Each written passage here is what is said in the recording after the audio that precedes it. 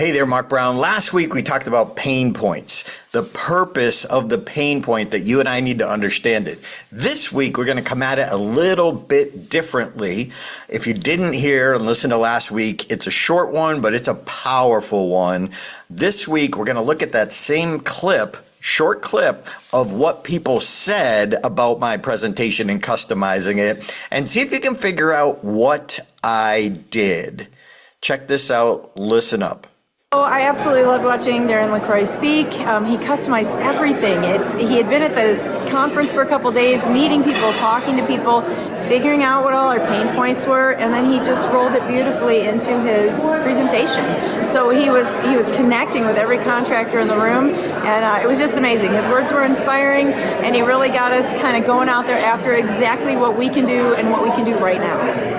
And I just heard Darren speak at Service World Expo, and it was literally life-changing. I think he was definitely by far the best speaker at this event. And the way in which he told the story and interviewed everyone here this whole weekend and got to understand the community, the crowd, and then tying in specific stories of the people into the speech and then talking to them in real time. You don't see speakers come and he was throwing up content of things that happened yesterday in his speech today. I've never seen that in my entire life. Like, where did he have the time to get pictures and edit all this stuff into his speech? Like, it's a lot of genuine care. I haven't seen anybody ever be able to draw from other speakers that we had over the week. He brought all of those into his speech, and it just really made it more memorable and made it so like it was more relatable. His 17 minutes is something that we're implementing into our life now, and I can already tell it's going to be a game changer for us. So if you have a chance to listen to Darren, take it. You won't regret it. Fantastic. Hey there, Mark Brown. So let's dive in, and I think we could even call this quickly customizing your presentation. Anyone can give a presentation. Few deliver unforgettable presentations. What's the difference? You're about to find out. Welcome to the Unforgettable Presentations Podcasts with your hosts, world champion speakers and coaches Mark Brown. Your life tells a story, and there's someone out there who needs to hear it. And Darren LaCroix. Stage time, stage time, stage time. Ready for some powerful presentation ahas? Let's dive right in.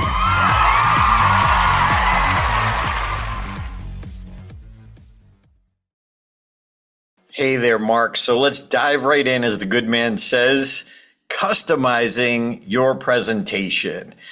I believe it's our responsibility. And Mark, I talked about it this weekend, speaking at a Mark LeBlanc event. I said the night before the World Championship, Mark Brown saw my ego starting to build my head as I was exploding. I was one of 9. I got a shot at this. And Mark Brown, with his wisdom, pulled me aside. Oh, Darren, tomorrow morning, you have the privilege of 2,000 lives for 7 minutes. What will you do with that? And Mark, I still think about that as I prepare for every presentation. I think a lot of speakers fall short in their preparation to customizing. Interesting you said you think people fall short in their preparation for customizing. We need to go back one step. Do enough of us actually think to customize? Those who have been on with our podcast for a long time have heard this short story before, but it really fits our topic today. I had my first opportunity to speak in a country in the Middle East many years ago. It was probably 2001, 2002, 25 years ago maybe. And I went to the event. I was all excited. I got to be the opening keynote speaker. They had a closing keynoter who was also a North American. At the end of the event, the meeting planner sat me down, and we had a supper together, had a meal together with a few other people. The closing speaker had spoken and they had left. I had stayed an extra day or two. And we sat down to have supper, and I'll call him Ram. And Ram said, Mark, I got to tell you, I really want to thank you for the work we did for this particular conference. It was great to get 2 foreign keynote speakers, opening, closing, and the closing speaker was good. However, we could tell very, very quickly that this speaker brought their back pocket standard presentation and they delivered it as they normally would for any other client. And as such, we didn't feel as connected to him as we did with you. Because he said, Mark, the first thing we noticed was you customized your title to coincide with our conference theme. And then your content, we could tell, was created and curated for us. And your customization really made this presentation memorable to us. So we really thank you. And the sidebar to that is, Darren, I forget how many years ago it was, but someone from that event had seen me at another conference, maybe 15 years later, and made reference to something I had said at that first conference in 2001. And I didn't think of it at the time. I didn't understand the power of customizing at the time. But when the meeting planner, the conference chairperson, they call it over there, was able to identify that day the difference between 2 presentations, one was customized for them, the other was not. It didn't occur to me at the time how powerful what he said was, until years later when you and I began doing this and we talked to our mentor, Fripp, who talked about customizing. I realized I was doing something good at the time without fully appreciating or even understanding the significance of it. Do not take lightly the power of customization. Yeah, I remember early on in my career when I was just getting started, I didn't have enough content to fill an hour. So I would research the client to get to know more about them and create some custom humor. In fact, I hired a comedy writer, Katie Grady, to help me back in the day. Now I work with Chris McGuire. I hire him for my big keynotes because I see the importance of it. And again, last week we talked about pain points. Go and check that out. Different subject, related specifically, but this is about customizing. Mark? Before you dive into that, Darren, I want to point something out to you. I don't think you know this, but I heard the video clip you opened up with. Those who are hearing audio, you didn't see the video clip, you heard the words. But I heard that for last week in our previous episode about pain points. And as I heard it this week, I began to jot down some notes, some keywords that hit me. I heard customization. He knew our pain points. He really connected. This is the first speaker. Then he tried his best. He really wanted to understand us. One person said he was tying in specific stories that he had.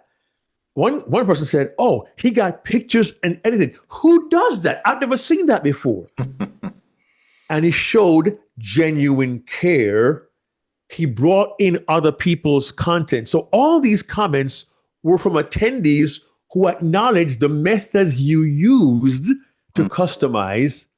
And it makes me wonder, and it may sound a bit harsh, but it makes me wonder for us, our viewers and listeners, do we invest time to do any of these things, take any of these steps, these measures to customize our content to make sure we connect with our audience? I did it by accident. I didn't realize I was doing it. I didn't know that much 25 years ago. But Darren did all of this, and 4 different people identified these 4 traits. I say this not to praise Darren, but he deserves to be acknowledged for this, but to invite you to listen. Are people who you work with, are they using those terms and those words to describe how you interact with them? We want to hear how well we did, but are they acknowledging our attempt, our effort, our dedication, and our commitment to making sure we serve them where they are? That's the magic of customizing your presentation. Yeah, and notice one of the young men who said, "How did he have time to do that?" Yeah. I took pictures, and now granted, I was the closing keynote. And it was here in Vegas, which allowed me, but I usually, even if it's on the road, I ask if I can come a day early to spend time with them, because those conversations in the hallway are gold. Right. So I didn't know what contractors dreamed of, and my subject was 17 minutes to your dream. So I wanted to ask them. And so one young man, Travis, who was made the comment that it was life-changing for him, just a conversation in the hallway asking him, what's your dream? And he told me, he gave me some specifics about he wanted his company was 1.5 million. He wanted to take it to 10 million. Okay, big goal. He wanted to do a 4-hour work week. Okay, getting a little crazy. He wanted a company to run itself. Whoa. Okay. I have no doubt that there are some people who've been veterans in the audience who are like, yeah, dream on, buddy. No doubt. And then he said, the one that really brought me in to want to know more, he said, I want to hire people in recovery. Oh, wow. And to give them a second chance, because somebody gave him a second chance. So I had to ask, are you in recovery? He said, yeah, 6 years. And so in hearing that, my thing is about the 17 minutes to your dream. It's not 17 minutes to your wish or goal. It's a dream. It's supposed to be big. And by contract, I can't mention who the speaker was the day before, but very famous celebrity known for a major competition accomplishment. So it's not like she's just a celebrity. She's legit in her field. And she said, she had this quote that you could actually live something beyond your dream that you can't even imagine. But in order to do that, you have to be a little crazy. So I took that person's name and the quote, and right after I showed Travis's dream, I commented back to this celebrity with her quote. And it was directly related to what I was talking about. And then the opening keynoter, I used one of her quotes. Now, understand, to them, it looks like we created the whole presentation for them specifically, or like I rewrote it or wrote it for them. Now, a lot of speakers think customizing is throwing the logo on your slides, the master slides with on every one of them, and then mentioning them. No, that's courtesy. That's not customizing. And so I connected in what the first celebrity keynoter, a different keynoter celebrity, who had talked about her third teacher. She plays piano, her third piano teacher. So I took what that teacher said to the first keynoter and I tied that in another spot. So Mark, here's what I want everyone to understand. Because Mark and I use the Fripp Speech Model, it is easily customizable. So I take my normal slide deck, I do a save as, and then for this contractor association, and then it was very simple for me to take a quote slide, duplicate it, copy, paste, change what was said on the slide. But I knew, because of the power of the Fripp Speech Model, I knew exactly where to put it because it flows. Now, look, if you're thinking of revitalizing one of your keynotes, or you don't even have a keynote, understand, you're emerging, your most important, your most valuable asset is that keynote. That's your product. Yeah. So if you're not where you want to be, join Mark and me. You like that, Mark? You're not where you want to be. Join Mark and me for unforgettable presentations. We're going to do a virtual event in December. Join us so you understand the Fripp model inside and out. And then this becomes simple, clear, and easy. And then you can get some comments like I got that they couldn't believe. How did he have time to edit it? I took a picture, I put the picture on my computer, I post and done. It did not take that time. But it also wasn't writing it from scratch, which would take a long time. And then I'd have to work out the kinks. I'd have to deliver it 12 times to get feedback, to internalize it. I didn't have to do that. Now, I went over that specific presentation the night before several times because I wanted to understand the cues. And now I had a confidence monitor, but I don't want to be reading from my confidence monitor either. So I went through it many times to just be able to understand this version of the keynote, but understand the simplicity and the power of the Fripp speech model allowed me to do that, allowed the flow to still be in place. So I encourage you, if you're not where you want to be, or if you want to reinvent a new keynote, please go to stagetownworkshops.com. Check out Unforgettable Presentations. Right now, at the time of this recording, we have one VIP slot open if you want to be a VIP, which means we'll give you direct feedback. But you don't have to be a VIP. We're going to walk everyone through our 7-step process. And first time you see it, it may be a little overwhelming, but when we hold your hand and walk you through the process, all of a sudden it's just going to it's going to sync up. And now you'll know the model, you'll know how it works, and you'll be able to use it again and again and again. And most importantly, customize. Mark? Yeah, Darren, I'm happy that you mentioned the Fripp speech model and the customizing process and the facility and ease that the model provides. Because I was trying to imagine in my mind someone hearing us and saying, hey guys, but I thought to customize meant I change everything. Had somebody ask me recently, do I need a new speech for every different audience? Not necessarily. No, most pros who do very, very well may have 3 presentations that they use and they interchange, but they customize. And I guess in its basic form, customize means using customized material that serves the audience in a particular way that connects with them, going back to last week's episode, understands and addresses their pain points and gives them viable, practical, applicable solutions for the issues that they have. You may talk about leadership as a concept, but in different circumstances, different companies, different organizations, the concerns surrounding leadership may not all be the same. You may have a different type of leader who they have a closed door policy. Don't talk to me unless the building's on fire. And you want, again, I'm being honest. Darren, I went to a school once many, many years ago, and I had worked with the dean, and the principal met me.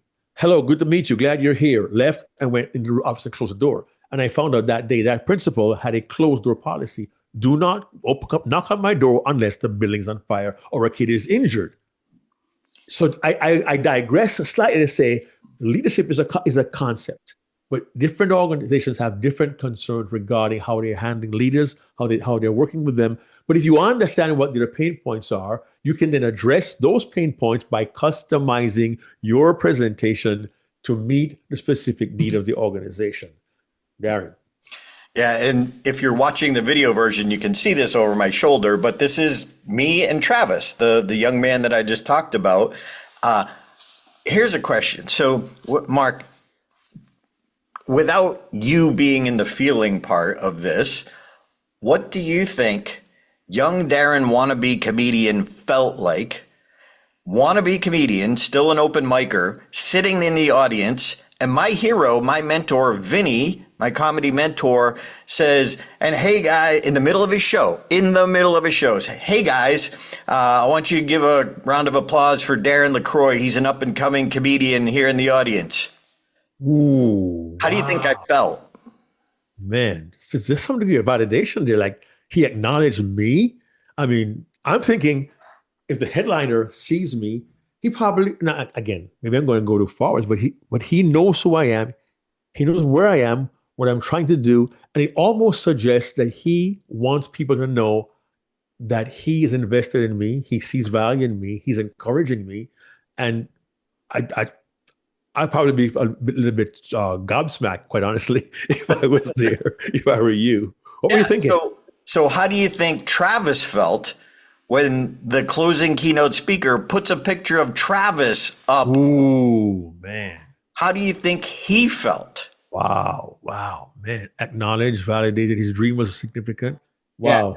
Yeah, because you're listening. Now that's in the middle. That's like under Fripp point of wisdom number 1. Yeah, I was hoping you're gonna pull that bad boy out and show us how you can customize your content using a very simple method. And by the way, we mentioned the Fripp speech model here. Darren said earlier, if you want to understand how that works, please come to our workshop the first week of December. It's fully virtual. It's 3 days, but you will see exactly how you can use the model to take what you currently have and simply insert content about your client, about your audience, like Travis, and it will be a game changer. Because one guy asked, how did he do that? He had pictures. How did he edit? I've never seen anyone do that before. And I think, isn't that interesting?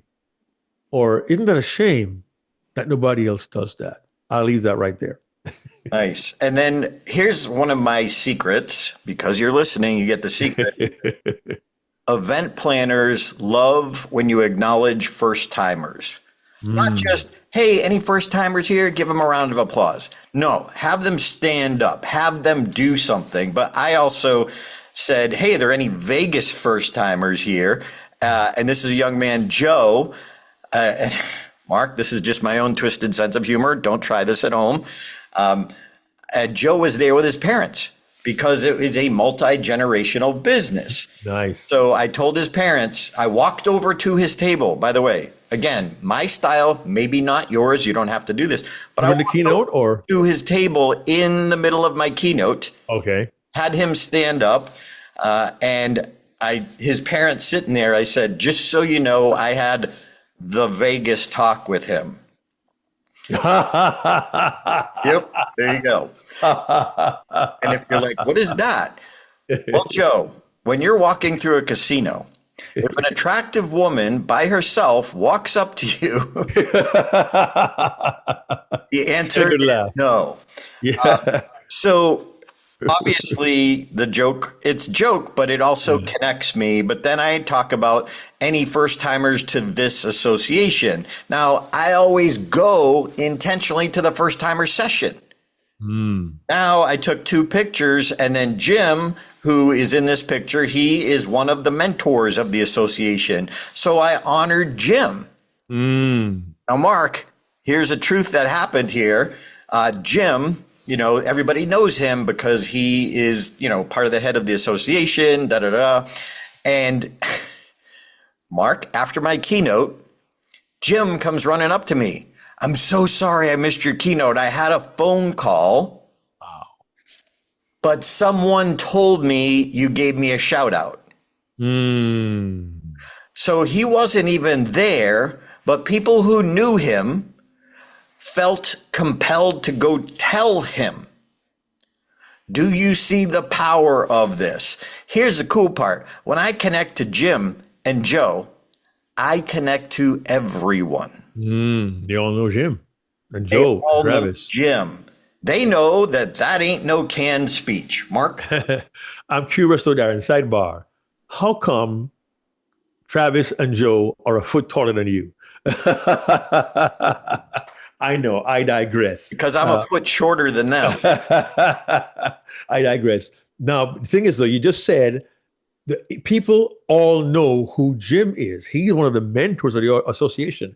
And when you acknowledge him, someone said, hey, Jim, that last speaker, LaCroix, he gave you a shout out in his closing keynote.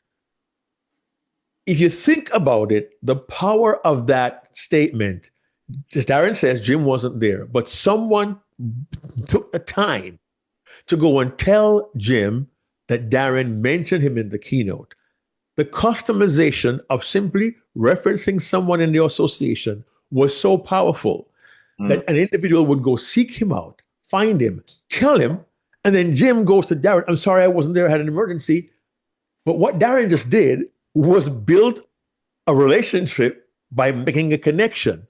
Was that Darren's intent? I don't know.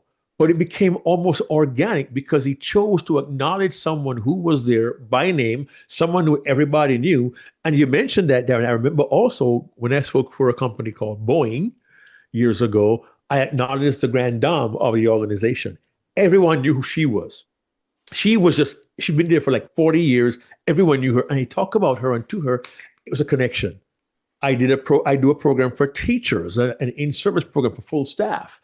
And I always ask, beginning of the year, okay, who are the rookie teachers in the room? I have them all stand up to be acknowledged because some come in like my first year teaching, I don't know what to do, who can be my mentor. I also find out who's been there the longest. And I say, hey, you want to get to know them, have a conversation. They have forgotten more than you ever learned, but you know what? They can help guide you through what's happening now. So they've been around for a while. They've seen the culture change. They've seen how kids are. They can be mentors to you. And by acknowledging those who are new and those who are experienced, you are letting the audience know you are aware of who they are. You are aware of what they have to offer. And everyone says, oh, that speaker took time to get to know who the main players are. That's really, really cool. So think about not only learning about the organization, but Darren was also applauded for tying in specific, the phrase was tying in specific stories that they could relate to. The investment comes in the process that Darren goes through. And Darren, I know you've talked about this before, but one more time for somebody who's brand new to the podcast, kind of walk us through the process of customization from the initial contact to the phone calls to the, just kind of give us a few steps. So anyone who's brand new can pick up on this and begin to think along those lines immediately. Yeah, well, it's a long process to say quickly. Give us the Cliff Notes version. I always ask for 10 people in the audience for their personal phone numbers, but I ask for the event planner to actually give them the heads up. I'll be calling about 2 weeks prior. I don't want to do it too soon, like 6 months ahead of time, because a lot changes. I want to know what's top of mind 2 weeks before. Knowing 2 weeks before, I'm going to go back and forth with a few people. I'm really only going to talk to 4, 5, or 6 of them. That's okay. That's just normal. And then the pre-call with the event planner, I want to know why me? Why this subject?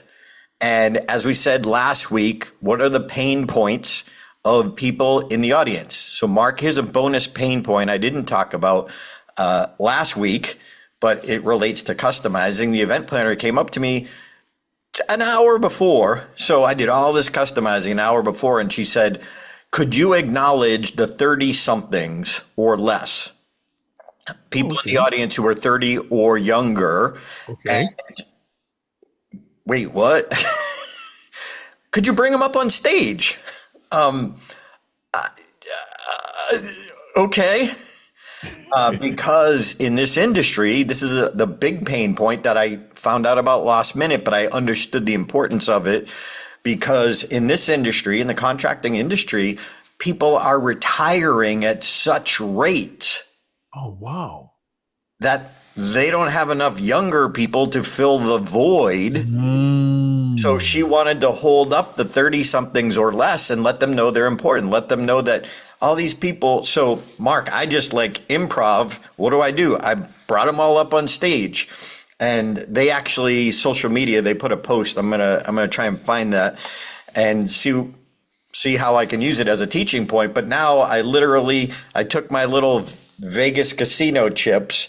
Right. And I gave them each one, and I asked I asked the audience to stand up and give them a round of applause because they're their future.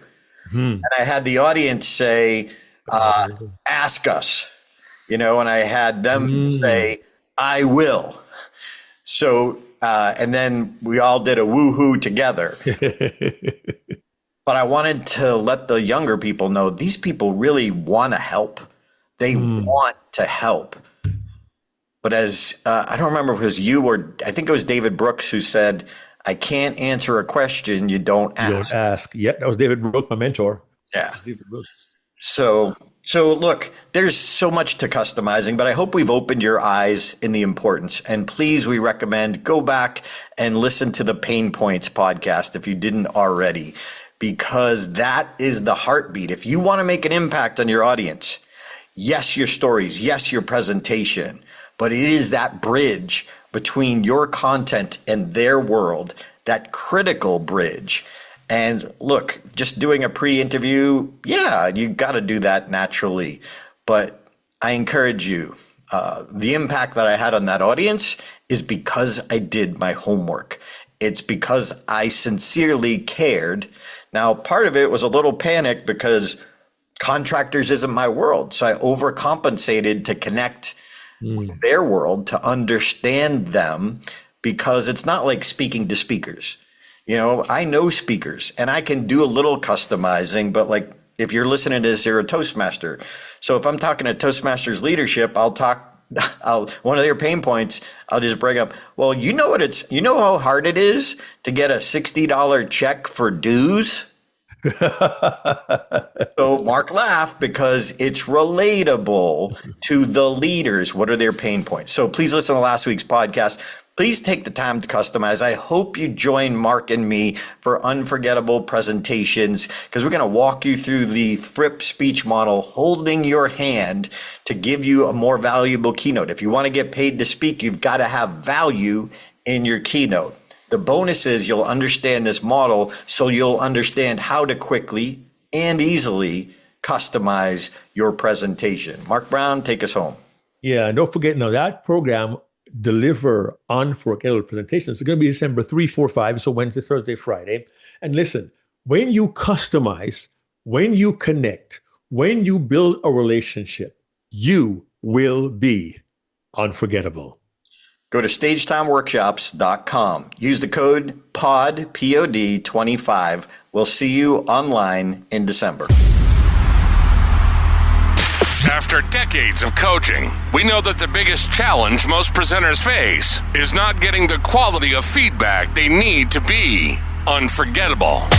If you're serious about receiving world-class feedback to become unforgettable, you can get 2-on-1 or 1-on-1 coaching from us by visiting getaspeakingcoach.com. You can also join us for ongoing training to elevate your skills at stagetimeuniversity.com, where we help good presenters become unforgettable. Remember to subscribe, because if you miss a week, you miss a lot. If you're going to take the time to prepare a presentation, make it unforgettable.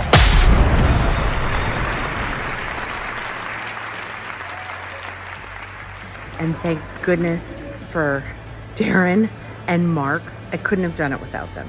They're your partners the whole way. They go above and beyond. It was so good to be coached by Darren and Mark. So having these two coach me elevated my delivery and elevated the power of my story. It's been really, really amazing to go through this process with Darren and Mark. For me, I had never done anything like this, and the entire process was really, really amazing. Thank you, Darren and Mark. It was powerful. Whether you're a keynote speaker, emerging executive, or a seasoned pro, duo coaching will make you unforgettable.